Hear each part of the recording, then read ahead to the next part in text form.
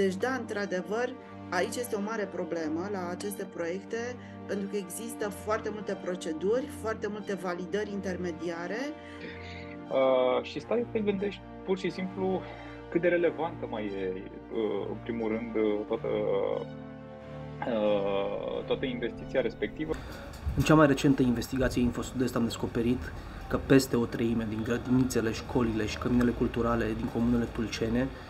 care trebuiau să fie reabilitate cu bani europeni din IT Delta Dunării, încă nu sunt finalizate. Și asta după ce au trecut deja 5 ani de zile de când primăriile tulcene au depus proiectele europene pe linia de finanțare PNDR prin AFIR, în multe dintre cazuri cerându-se deja prelungiri care atrag penalități. După sute de kilometri parcurși în județul Tulcea, zeci de discuții cu primari, firme de construcții sau specialiști în achiziții, am tras linie și am văzut că problemele sunt următoarele. Termenele din procedurile de licitație prea lungi, lipsa muncitorilor și a școlilor profesionale, scumpirile din domeniul construcțiilor, prețul cel mai mic la licitații, angajații puțini din instituțiile cheie și decontările întârziate ale statului român blochează șantierele din mediul rural. Totuși, primarii au niște pârghii prin care pot evita timpii mari de așteptare, dar nu le folosesc, spun experții în achiziții publice, care recunosc însă că lipsa angajaților care lucrează proiectele europene în instituțiile cheie îngreunează procedura de implementare.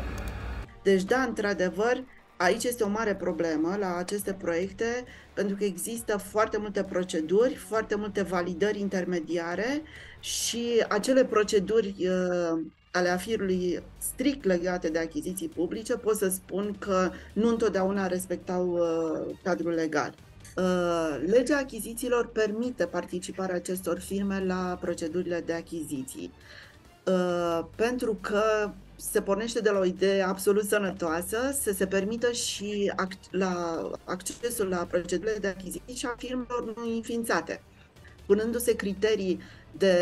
selecție, de calificare sau de selecție a ofertanților, doar a ofertanților care au experiență similară foarte mare, atunci, practic, niciodată o firmă nou înființată n-ar mai putea să intre pe piața achizițiilor publice. Această intrare a unei firme nou înființate pe piața achizițiilor publice este totuși condiționată de lege, ea trebuie să fie garantată de cineva. Deci, o astfel de firmă cu 1 sau 2 angajați, aflată la început de drum, poate să participe la proceduri de achiziție, dar trebuie să facă dovada că un alt operator economic cu o experiență de care solicitată de autoritatea contractantă garantează pentru el, și este vorba de acel terț susținător, sau un operator economic cu experiența garantată participă alături de acest operator nou înființat în calitate de asociați. Deci, teoretic, intrarea unei firme noi cu 1 sau 2 angajați nu ar trebui să fie o problemă, pentru că autoritatea contractantă are aceste pârghii de a-și lua măsurile de siguranță. Ce se întâmplă în practică este faptul că terțul susținător nu este un terț susținător care, în situația în care operatorul economic nu poate să-și ducă la bun sfârșit partea de contract, trebuie să intervină acest terț și terțul nu intervine, pentru că el de fapt i-a dat doar o hârtie contra cost sau nu,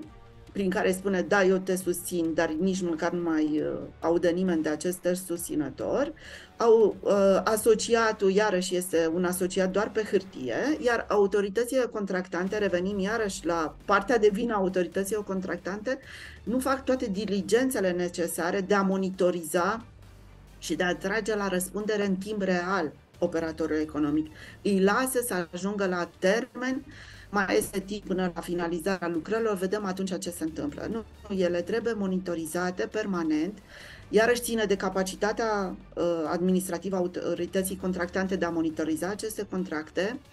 iar în situația în care operatorul economic nu și-a dus la bun sfârșit contractul, să vedem acele certificate negative, să facem curățenie în cadrul acestor operatori economici care nu-și duc la bun sfârșit. Ori, din păcate,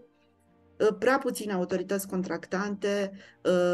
utilizează acel certificat care acum, iarăși, este, fac precizare, este obligatoriu a fi eliberat și postat în SEAP. Și stai să te gândești pur și simplu cât de relevantă mai e, în primul rând,